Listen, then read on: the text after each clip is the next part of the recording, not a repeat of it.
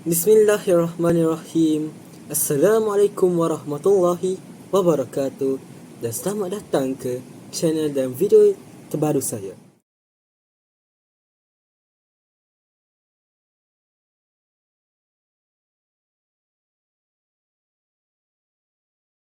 Apa itu etika? Jadi, istilah etika berasal dari bahasa Yunani kuno ataupun Greek, iaitu ethos, yang membawa maksud kebiasaan perlakuan manusia yang meliputi watak, sikap, perasaan, akhlak dan cara berfikir. Dalam bukunya The Nicomachean Ethics, Reef 2014, istilah etika digunakan untuk menunjukkan falsafah moral. Ia merupakan bahagian falsafah yang meliputi cara hidup yang menurut ahli falsafah Yunani yang terkenal Aristotle, baik menjadi orang baik, melakukan kebaikan dan menginginkan perkara-perkara yang baik dalam hidup. Etika merangkumi bagaimana menjalani kehidupan yang baik, hak dan tanggungjawab, apa yang betul dan apa yang salah, dan keputusan moral, apa yang baik dan buruk. Kesemua konsep etika berakar umbi daripada agama, falsafah dan budaya.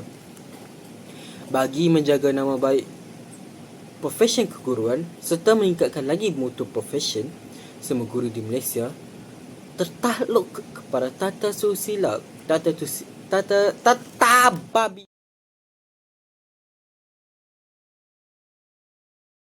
Jadi, yang berikut merupakan maksud etika dari sumber rujukan yang pelbagai yang dapat saya jumpa dalam sumber rujukan internet dan juga jurnal. Jadi, kita perlu balik kepada asal lah, iaitu Kamus Dewan Bahasa dan Pustaka. Jadi, menurut Kamus Dewan Bahasa dan Pustaka 1995, etika dapat ditakrifkan sebagai nilai-nilai yang menjadi pegangan seseorang atau sesuatu kumpulan. Yang seterusnya, menurut Institut Integriti Malaysia 2007, etika dapat didefinisikan sebagai himpunan nilai dan moral yang menjadi piawai bagi tingkah laku individu, organisasi dan profesyen. Dan yang seterusnya, dalam agama Islam sendiri, etika telah ditakrifkan sebagai tingkah laku baik yang dituntut oleh Al-Quran dan Al-Hadis.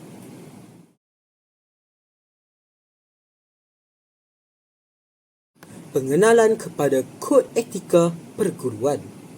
Jadi, seperti yang dapat diketahui oleh umum, profesyen perguruan sememangnya mempunyai kod etikanya yang tersendiri, seperti mana kod etika bagi kerja-kerja lain seperti doktor, nurse, dan pekerjaan-pekerjaan yang lain. Jadi, apakah fungsi etika ini? Kod etika ini. Jadi, di antara fungsinya adalah untuk memartabatkan sesuatu profesyen. Jadi, kod etika perguruan dapat dijadikan sebagai rujukan oleh guru-guru. Kepentingan kod etika keguruan tidak dapat dinafikan lagi. Hal ini kerana adanya kod etika para guru dapat menjaga tingkah laku sebagaimana yang diamalkan, yang patut diamalkan oleh seorang guru. Jadi, pengetahuan tentang etika profesyen perguruan adalah amat penting dalam menjalankan tanggungjawab sebagai seorang guru, kerana terdapat guru-guru yang masih melanggar tata susila perguruan yang harus dielakkan. Di halaman depan buku Persediaan Mengajar telah dipaparkan ikrar agar semua guru mematuhi dan menjaga imej profesyen keguruan.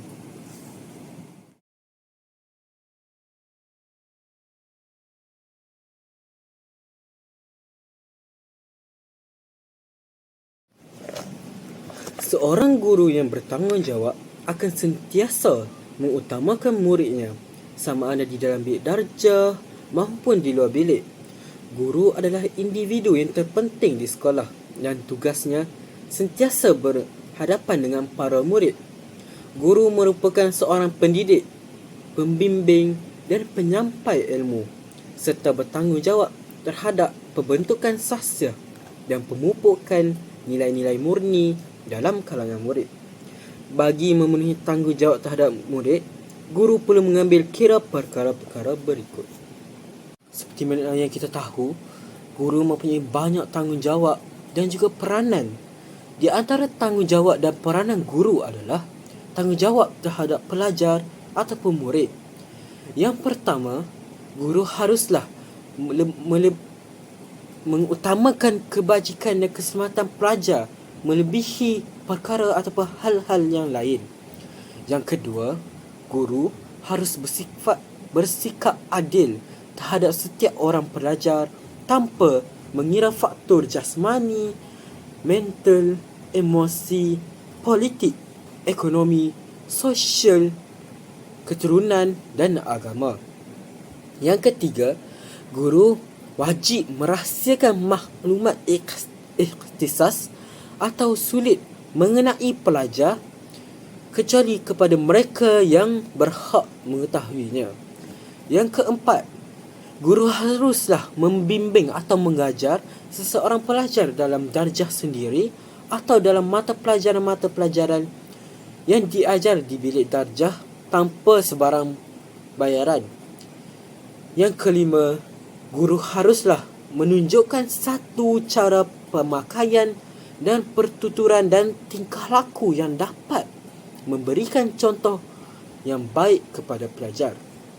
Dan yang terakhir, guru haruslah memelihara dan memperbaiki kecekapan ikhtisas melalui pengkajian, lawatan dan menghadiri kursus ikhtisas, persidangan, mesyuarat atau seminar supaya pengajaran dapat mencapai mutu yang setinggi-tingginya. Pendek kata, boleh dikatakan bahawa guru harus menjadi seorang yang perfect ataupun lengkap dan tidak mempunyai kelemahan dan dari segala aspek. Walaupun telah diketahui umum bahawa manusia tidak boleh menjadi perfect kerana setiap manusia mempunyai kesalahan, tapi guru perlu mencuba untuk menonjolkan dirinya untuk tidak membuat salah ataupun menonjolkan perkara yang baik bagi menjadi tauladan bagi murid-murid dan pelajar. Selain bertanggungjawab terhadap murid, guru juga mempunyai tanggungjawab terhadap ibu bapa. Tanggungjawab ini perlu digalas oleh guru dan dilaksanakan dengan baik bagi memastikan semua pihak, sama ada guru maupun ibu bapa, sentiasa bekerjasama dengan penuh kesefahaman dan kesepakatan dalam membentuk dan membimbing anak murid.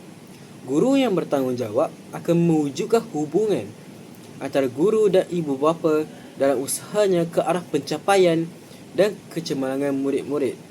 Bagi memenuhi tanggungjawab terhadap ibu bapa, guru perlu mengambil kira perkara-perkara berikut. Seterusnya, guru bertanggungjawab mengurus dan menyimpan maklumat pribadi murid dan keluarganya. Maka, guru harus menjaga kerahsiaan maklumat berkaitan ibu bapa atau mengenai anak mereka daripada pihak yang tidak berkenaan, supaya guru dapat menjaga privasi keluarga anak muridnya. Seterusnya, guru hendaklah menjadi middleman ataupun medium kepada ibu bapa untuk menyampaikan maklumat berkaitan dengan anak-anak mereka, agar kedua-dua pihak, guru dan ibu bapa, saling melengkapi dalam usaha membangunkan potensi dan kecemerlangan setiap murid. Rekod pencapaian, sahsia diri dan perkembangan berkaitan murid hendaklah disampaikan dan dibincangkan bersama ibu bapa demi kepentingan murid tersebut. Tanggungjawab guru tidak sahaja terhad kepada murid dan ibu bapa murid, tetapi juga merangkumi tanggungjawab terhadap masyarakat dan negara. Guru perlu sentiasa peka dan prihatin dengan keperluan dan kehendak masyarakat dalam usaha memajukan masyarakat dan negara. Tanggungjawab terhadap masyarakat dan negara ini amat penting kerana ia boleh memberi kesan kepada martabat profesion keguruan. Dalam usaha melaksanakan tugas dan tanggungjawab terhadap masyarakat dan negara ini, guru perlu mengambil kira perkara-perkara berikut. Sebagai seorang guru, kita hendaklah memupuk dalam diri setiap murid sikap dan nilai yang boleh membantu dan membimbing mereka untuk menjadi warga negara yang taat setia, bertanggungjawab dan berguna, menghormati adanya perbezaan kebudayaan, keturunan dan agama. Di samping itu juga, guru seharusnya memupuk semangat perpaduan dalam kalangan murid yang berbeza latar belakang kaum, kepercayaan dan kebudayaan. Ini adalah untuk mewujudkan suasana harmoni perpaduan dalam kalangan masyarakat di mana seseorang murid itu tinggal dan membesar menjadi salah sebuah anggota masyarakat. Seterusnya, di antara peranan guru terhadap negara dan masyarakat adalah guru hendaklah menghormati masyarakat setempat di mana guru tersebut berkhidmat dan sentiasa mengambil bahagian dalam sebarang aktiviti atau kegiatan masyarakat di tempatnya. Hal ini akan mewujudkan dan menggalakkan kerjasama dan persefahaman di antara guru, institusi pendidikan, ibu bapa dan masyarakat setempat. Seterusnya, kerjasama dan kesepakatan yang diperlukan dalam memajukan murid dan institusi pendidikan akan mudah untuk dibentuk.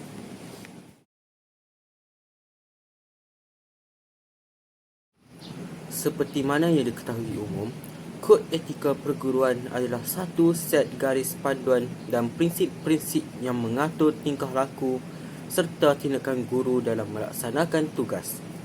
Berikut merupakan beberapa kepentingan Kod Etika Perguruan. Yang pertama, mengukuhkan profesionalisme. Kod Etika Perguruan membantu mengukuhkan profesionalisme guru dengan menetapkan standard tingkah laku yang tinggi serta menekankan pentingnya integriti, etika dan tanggungjawab dalam melaksanakan tugas mengajar. Yang kedua, melindungi kepentingan murid.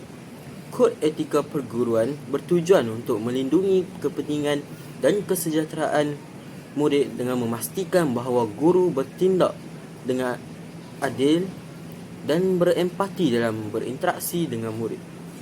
Dan yang ketiga, menyelesaikan konflik. Kod Etika Perguruan juga dapat membantu menyelesaikan konflik dan masalah etika yang mungkin timbul dalam lingkungan pendidikan dengan memberikan panduan tentang cara mengatasi situasi yang mencabar serta etika dan profesional. Yang keempat, menjaga reputasi profesi. Seperti yang kita tahu, Kod Etika Perguruan dapat membantu guru untuk menjaga reputasi profesion guru dengan meletakkan standard yang tinggi dalam perilaku dan tindakan mereka supaya guru dihormati dan dihargai sebagai ejen perubahan positif dalam pendidikan. Yang kelima, meningkatkan kualiti pendidikan. Melalui penerapan Kod Etika Perguruan, guru dapat meningkatkan kualiti pendidikan dengan memberikan contoh yang baik kepada murid, memotivasi mereka untuk belajar dan mencipta persekitaran pembelajaran yang selamat dan positif. Yang keenam, membina kepercayaan. Dengan mengikuti Kod Etika Perguruan, guru dapat membina kepercayaan dari murid, ibu bapa dan masyarakat kerana mereka menunjukkan komitmen untuk bertindak dengan integriti dan profesionalisme dalam menjalankan tugas pendidikan.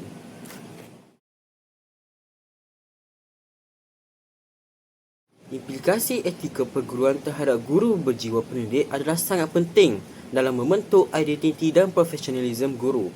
Berikut adalah beberapa implikasi etika perguruan terhadap guru berjiwa pendidik. Yang pertama, menjaga integriti dan kepercayaan. Guru berjiwa pendidik akan mematuhi kod etika perguruan untuk menjaga integriti dan kepercayaan dalam profesyen perguruan.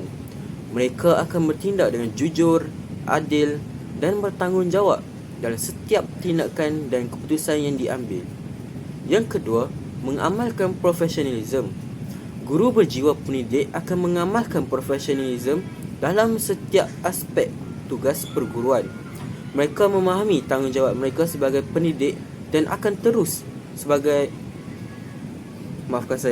mereka akan memahami tanggungjawab mereka sebagai pendidik dan akan terus meningkatkan kemahiran dan pengetahuan serta menghormati kod etika perguruan untuk mencapai standard yang tinggi dalam profesyen keguruan. Yang ketiga, membina hubungan yang berkesan. Guru berjiwa pendidik akan memahami nilai-nilai etika dalam hubungan dengan murid, ibu bapa, rakan, sekerja dan masyarakat. Mereka akan mengamalkan sikap hormat, menghormati, empati dan keberkesanan dalam masyarakat, komunikasi dan berinteraksi dengan pelbagai pihak. Yang keempat, membangunkan kecemerlangan pendidikan. Guru berjiwa pendidik perlu memahami bahawa etika perguruan tidak hanya melibatkan individu tertentu, tetapi juga impak mereka terhadap pendidikan secara keseluruhan. Mereka perlu berusaha untuk membina kecemerlangan dalam pembelajaran dan pengajaran serta memberikan impak positif kepada murid, sekolah dan masyarakat. Secara ringkasnya, dengan memahami dan mengamalkan etika perguruan, guru berjiwa pendidik dapat memainkan peranan yang penting dalam membentuk generasi muda yang berakhlak mulia, berpengetahuan luas dan berdaya saing tinggi. Mereka juga memberikan sumbangan yang berharga dalam pembangunan pendidikan negara dan memastikan masa depan yang cerah bagi anak didik mereka.